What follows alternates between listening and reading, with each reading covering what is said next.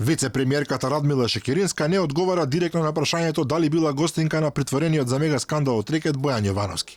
Незиното образложение беше дека сака да дозволи сите работи да ги докаже истрагата, а и дека не треба да се занимаваме со оговарање, дозволувајќи им на криминалците да се кријат. Јас би сакала на вистина да дозволам истрагата се да спроведува. Многу лаги беа кажани. Ама ако тргнеме на секој од тие лаги да реагираме, ќе дозволиме криминалците да се скријат, а ние да се занимаваме со оговарање.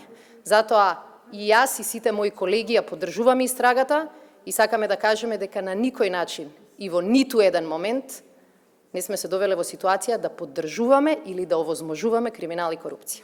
Незиниот одговор доаѓа по објавувањето на третиот дел од аудиоматеријалите на италијанскиот медиум Ла Верита, во кој Бојан Јовановски и Јорце Камчев зборуваат за име по лице Бобо кој му се јавил на познатиот бизнисмен за заедно да гледаат фудбал. Истовремено се појавија непотврдени шпекулации дека сопругата на човекот по име Бобоа, која е висок државен функционер, била чест гостин во куќата на контроверзниот Боки 13. Инаку во врска со барањето на претседателот Пендаровски за политичка одговорност за скандалот, Шекеринска порача дека владата не била единствената која има политичка одговорност.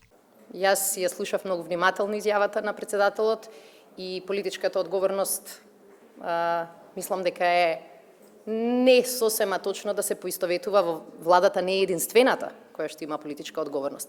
Секој оној кој бил вмешан и секој оној кој овозможил да дојде до ваков криминал, ќе носи одговорноста. И таа одговорност граѓаните очекуваат не да биде политичка, туку да биде и кривична.